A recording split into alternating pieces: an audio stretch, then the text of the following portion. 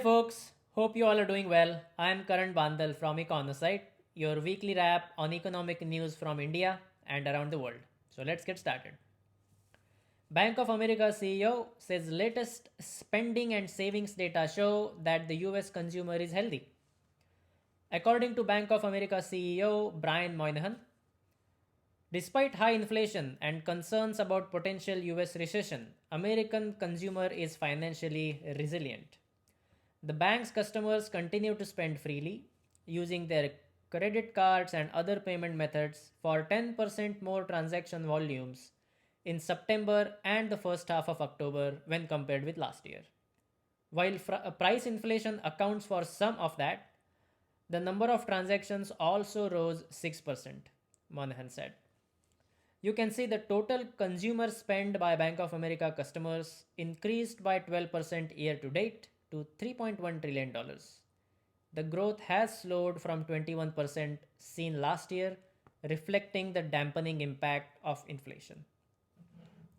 He also said that customers' account balances remain higher than before coronavirus pandemic struck in early 2020.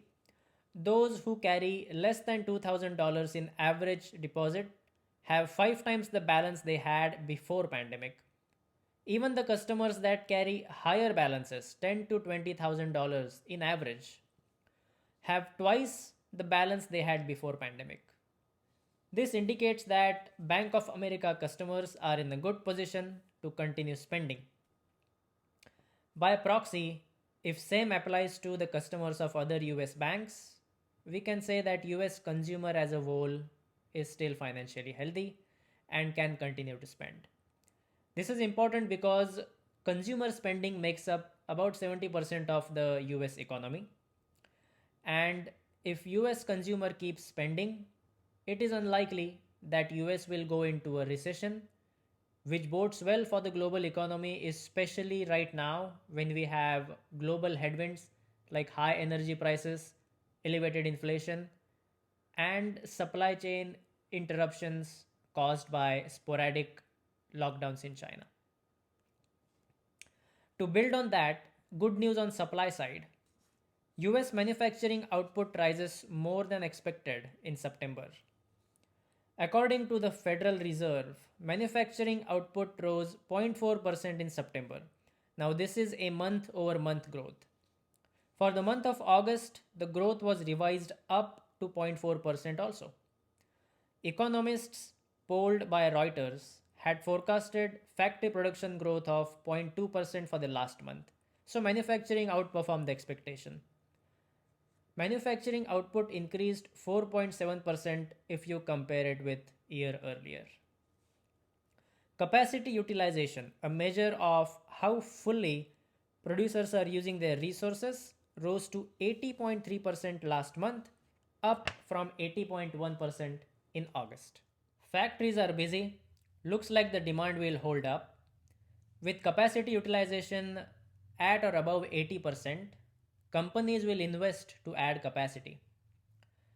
This kind of capital expenditure creates assets. And if you follow our weekly wraps, you know capital expenditure is suitable for long-term growth of an entity.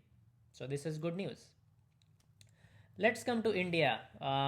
It's an infrastructure related story. Indian Railways achieves 81.51% electrification of total broad gauge network. Indian Railways aim to move towards achieving net zero carbon emissions by 2030. With that goal in mind, Indian Railways has embarked upon an ambitious plan for the electrification of its complete broad gauge network. This will result in increased throughput since electric engines are more efficient than diesel powered ones, and reduce fuel expenditure. India imports 83% of its oil needs, and Indian Railway engines that run on these non-electrified routes are diesel engines. With electrification, these diesel engines will go away. We will need less diesel, we will import less fuel, and this will save on our valuable foreign exchange as well, especially right now when all the major currencies are taking a tumble against the strong US dollar. All the major central banks are burning through their reserves trying to stabilize their currencies. So this will help.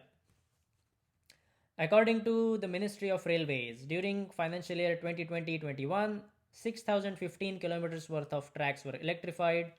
For financial year 2021-22, 6,366 kilometers worth of tracks were electrified. And the target set for electrification during this financial year is 6,500 kilometers. Notice that the pace of work did not go down even during the peak of COVID pandemic years. As of September 30, 2022, out of 65,141 kilometers of the broad gauge network of Indian Railways, 53,000 broad gauge kilometers have been electrified, which is 81.51% of the total broad gauge network. At this pace, I'm sure the complete electrification of the broad gauge network will be done much before 2030. I remember as a kid, when I used to travel in India, my favorite mode of transport used to be railways. When a train used to pass that curved portion of the track, I remember seeing the engine up front, and there used to be that thick black smoke that used to come out of that engine. And even though I enjoyed traveling by train, that sight and that smell always used to make me feel a little off. So I'm glad that these diesel engines are slowly going away. And electrified engines are more efficient. They are agile, they accelerate faster, they can use the momentum of the train for electric regeneration. And I understand these engines will run on electricity that is produced by coal power plants. But as the renewable portion of India's energy mix goes up, as India builds more nuclear power plants, the electricity or energy that these electric railway engines will use will also become green slowly, one step at a time. In another related story, RK Singh seeks states cooperation to achieve 50 lakh crore rupees investment in power sector in next decade.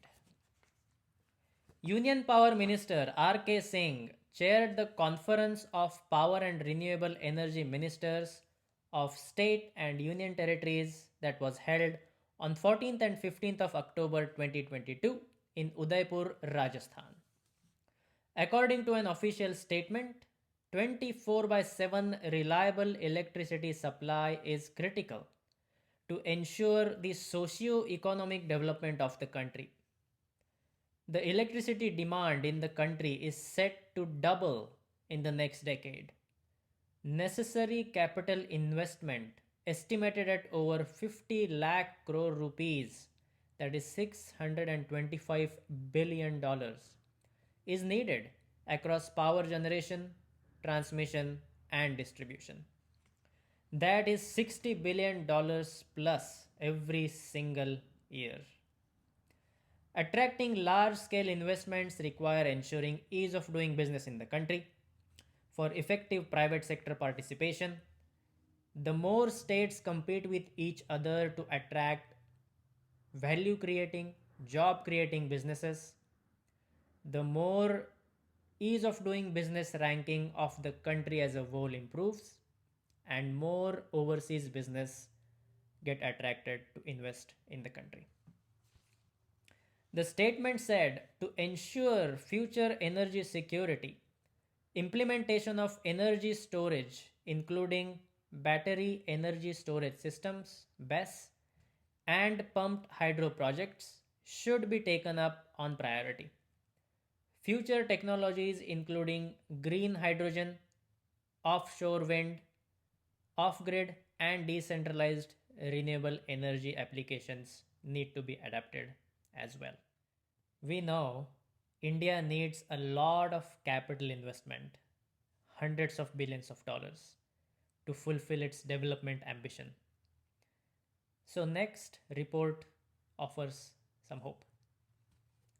India to attract FDI worth $475 billion in 5 years. A joint report by Ernst and Young and CII, Confederation of Indian Industry, was released recently. The report underscored that India has optimistic growth prospects for foreign investments with potential to attract FDI worth $475 billion in the next 5 years. If you remember, we did an episode a few weeks back where we talked about a rising trend of FDI into India and India witnessing FDI inflow worth $80 billion plus for the last two fiscal years back to back. And now this report states that on average, India may experience FDI inflow of $95 billion annually going forward.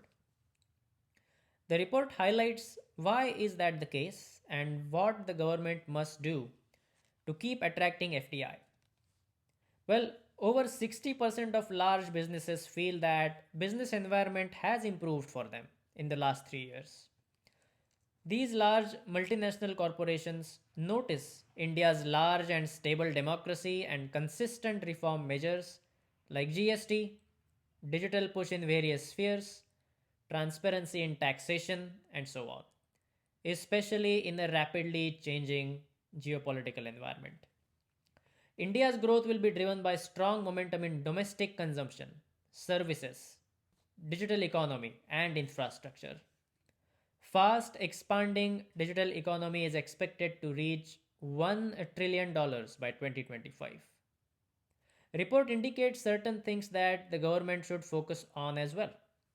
Large businesses would like to see a national single window for clearances, improved tax certainty, and better contract enforcement.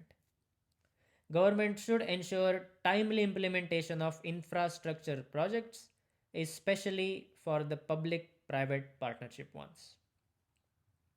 Multinational corporations would like to see the development of competitive business clusters through DESH initiative, development of enterprise and services hubs.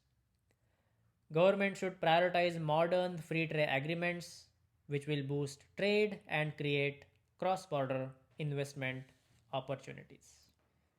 To sum it all up, I came across two positive stories with US economy going against the prevailing notion that US and global recession is not too far. I maybe am being a little too optimistic this week, but I see US consumer being healthy. US manufacturing is growing, especially with manufacturing coming back to the US against the backdrop of supply chain issues and deteriorating US China relations. If US can avoid a recession or gets away with a mild recession, that bodes well for the global economy and Indian exports. India, under this government, keeps building hard infrastructure at a rapid pace. If they continue this momentum, coupled with ongoing governance reforms, India will do okay in the near and medium term. I hope you enjoyed this week's wrap.